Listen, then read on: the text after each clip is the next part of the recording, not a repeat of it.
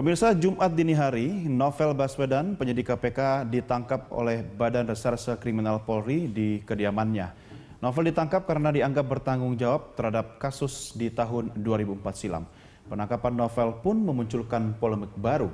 Pasalnya, ada nuansa aksi balas dendam dari Polri terhadap KPK, khususnya terkait penetapan Komisaris Jenderal Polisi Budi Gunawan sebagai tersangka atas kasus gratifikasi beberapa waktu lalu.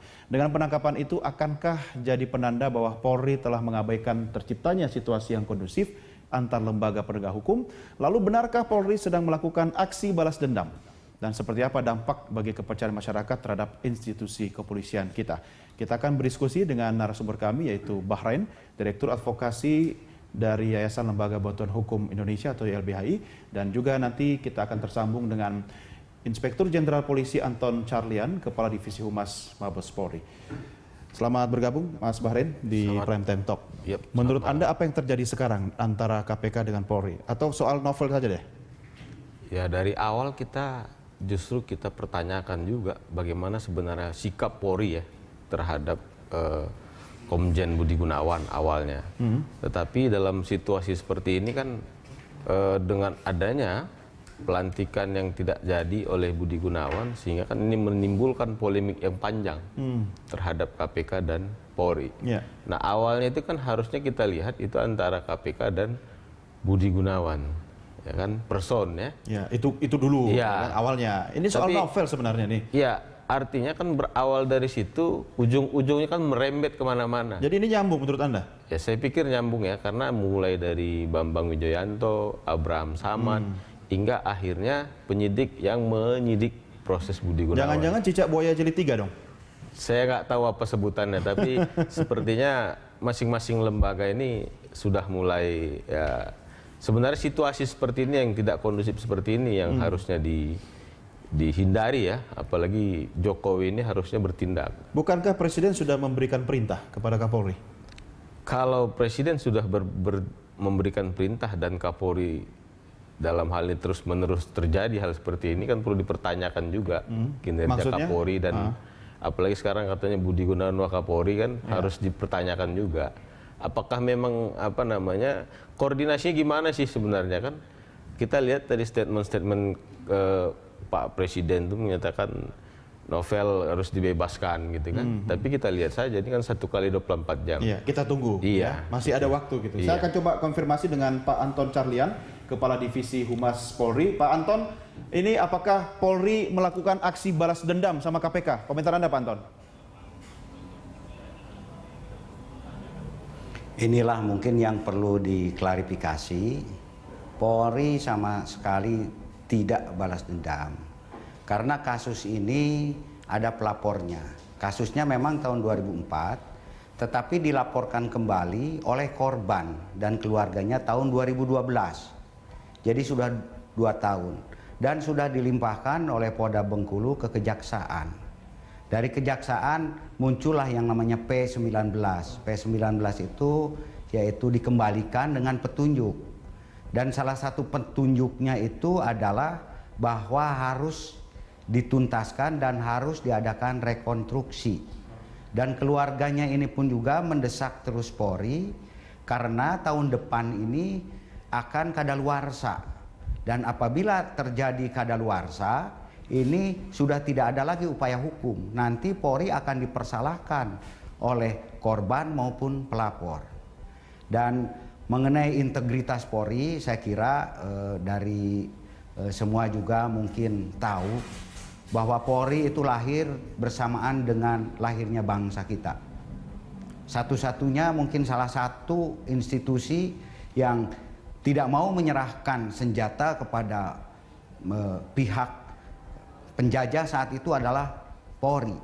Dan dalam perjalanan sepanjang sejarah tidak pernah tercatat dalam sejarah bahwa Polri ini berkhianat. Jadi kalau ada yang meragukan integritas Polri, justru saya mohon belajar dari sejarah. Sampai saat ini Polri tidak pernah berkhianat terhadap bangsa dan negara. Dan justru ini adalah murni semata-mata penegakan hukum. Apabila ada pelapor, ada korban, kemudian mereka menuntut, kira-kira apakah harus dibiarkan? Apalagi ini pelapornya adalah ditembak 4 orang dan 1 meninggal. Dan sekarang justru Polri sedang berusaha untuk mengimplementasikan apa yang diperintahkan oleh Presiden, karena kita cuma punya waktu 1 kali 24 jam. Makanya dengan sangat segera kita segera berangkat ke Bengkulu untuk mengadakan rekonstruksi dengan segala cara, dengan waktu yang sesingkat-singkatnya, dengan secepat-cepatnya sampai kita booking pesawat. Apakah itu bukan sebuah pengorbanan yang luar biasa dari kami para penyidik karena ingin segera menuntaskan sesuai dengan instruksi Presiden. Pak Anton, saya mau konfirmasi posisi Novel Baswedan saat ini, apakah masih di Makobrimob Kelapa II atau sudah diterbangkan ke Bengkulu?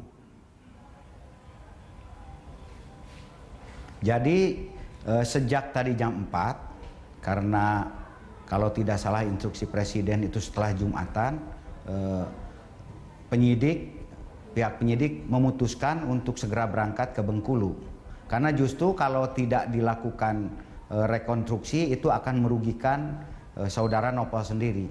Di mana di sana sudah diadakan prarekonstruksi yang mungkin sudah dilihat di media-media lain, dan kalau mungkin perlu di sini pun juga bisa saya tunjukkan, dan permintaan dari JPU itu rekonstruksi itu harus dilakukan oleh sendiri. Nah, masalahnya nanti kita tidak perlu pesimis karena ini masalah hukum, kita serahkan kepada hukum. Nanti ada pengadilan yang menilai, ada jaksa, makanya muncullah di Indonesia yang namanya criminal justice system. Jadi tidak usah pesimis dengan masalah hukum. Ya, baik. Pak Anton sudah bergabung juga bersama kita, Bibit Samatrianto, mantan pimpinan KPK, melalui sambungan telepon. Saya mencoba menyapa Pak Bibit. Pak Bibit, selamat malam.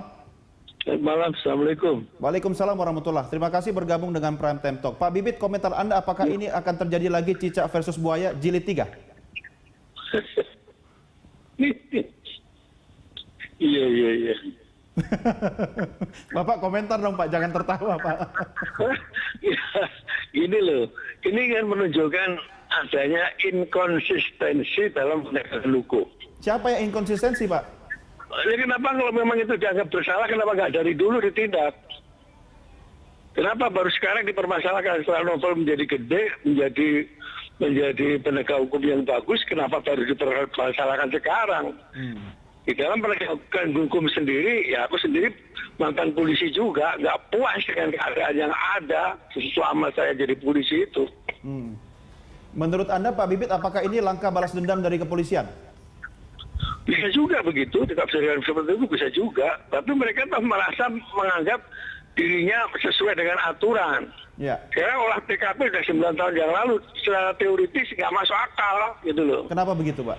TKP itu sehari aja udah berubah, makanya itu dijaga pada saat ada kejadian perkara itu dijaga, ada polis lain, nggak boleh setiap orang pun masuk. Iya. Ini sudah 9 tahun yang lalu, nggak tahu olah TKP-nya pernah dilakukan dari dulu kali ya. Iya. Nah, baru sekarang olah TKP-nya kan nggak lucu itu. Iya, Itu Pak Bibit. pendapat masyarakat bahwa itu dibuat-buat memang benar. Oke, tapi Pak Bibit, statement mengenai upaya balas dendam ini sudah dibantah langsung oleh Pak Anton Carlyan, Kadif Humas Polri, yang bersama kita juga dialog melalui sambungan langsung dari Mabes Polri. Ini ada juga perintah Presiden khusus kepada Wakapolri. Ini ada sinyalemen apa sebenarnya nih Pak Bibit menurut Anda? Nah, ini kan akibat buruk dari perilaku polisi sendiri.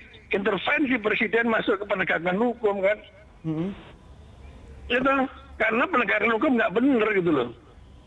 Kalau benar kan nggak perlu ada KPK. Kalau polisinya udah benar nggak perlu ada KPK. Jadi menurut Anda polisi nggak benar sekarang? Bukan, dari dulu nggak benar. Termasuk saya juga kali. Oke, Pak Bibit, saya ke Mas Bahrain dulu. Komentar Anda, Mas Bahrain.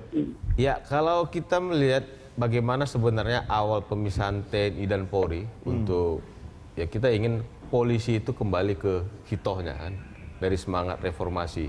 Artinya mulai dari proses grand design strategi sampai 2025, awalnya itu trust, ya kan, membangun kepercayaan, kemudian kemitraan, dan endingnya adalah layanan prima. Ya. Nah, Service excellent. ya kemudian di tahun kedua ini, di 2014 ini harusnya kemitraan, Artinya kepercayaan itu kan sudah periode pertama. Iya, tuh. iya. Nah sampai sekarang pertanyaannya. Jadi kemitraan bukan cuma dengan masyarakat kan, tapi bukan institusi semua. penegak Iya. hukum lain kan.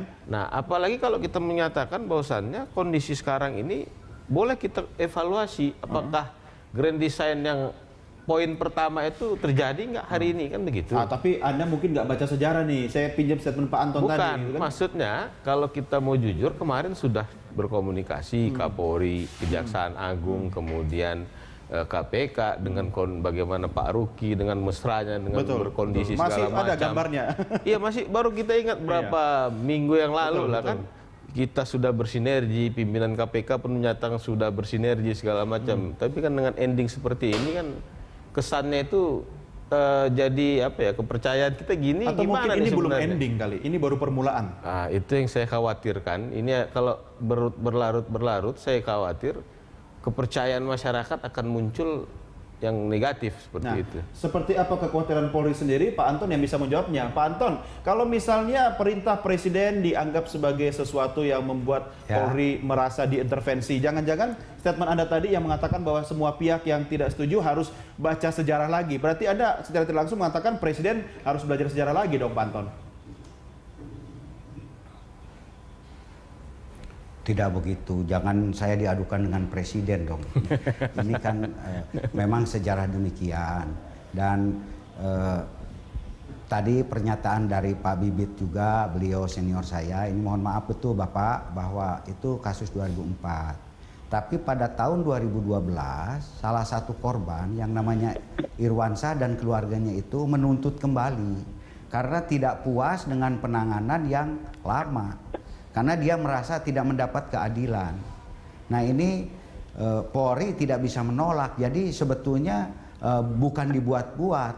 Jadi kalau mungkin masih kurang percaya, silakan masyarakat bertanya kepada pelapor. Kenapa melaporkan pada tahun 2012 kepada kami? Jadi ini bukan direkayasa atau dihubung-hubungkan dengan yang lain. Kalau semua dihubung-hubungkan, batu dengan bulan juga bisa berhubungan. Kalau dihubung-hubungkan, apapun juga bisa dihubung-hubungkan. Ini tidak ada hubungannya. Karena kita mengejar waktu, didesak oleh waktu, di mana tahun 2016 ini akan kadaluarsa. Itu yang menjadi permasalahan. Coba nanti seandainya tidak dikerjakan oleh polisi, ada pelapornya, ada petunjuk dari jaksa nagih, pelapor juga nagih. Polisi berarti tidak melaksanakan penegakan hukum. Ini kan presiden buruk juga, polisi sebagai penegak hukum. Nah makanya marilah kita percayakan kepada mekanisme hukum yang berlaku. Insya Allah tidak ada balas dendam. Jadi jangan suudon, jangan berprasangka yang bukan-bukan. Justru kami pun juga dengan sangat kooperatif. Awalnya kami memanggil, 1 kali kami panggil. Kemudian 2 kali kami panggil. Kami kan yang memanggil ini adalah institusi yang resmi, institusi negara. Tetapi 2 kali dipanggil berturut-turut tidak hadir dengan alasan yang tidak sah. Makanya itu diadakan penangkapan. Jadi bukan ujug-ujug ada penangkapan. Seandainya kooperatif, ada koordinasi dari kedua belah pihak, saya kira tidak mungkin terjadi hal begini. Begitu panggilan pertama harusnya sudah ada koordinasi gimana hadapkan. Kita bisa berbicara. Ini kan tidak ada. Baik. Ya, baik Pak Anton dan Pak Bibit tetap bersama kami. Kita akan lanjutkan diskusi kita di segmen berikutnya. Pemirsa, kami segera kembali sesaat lagi.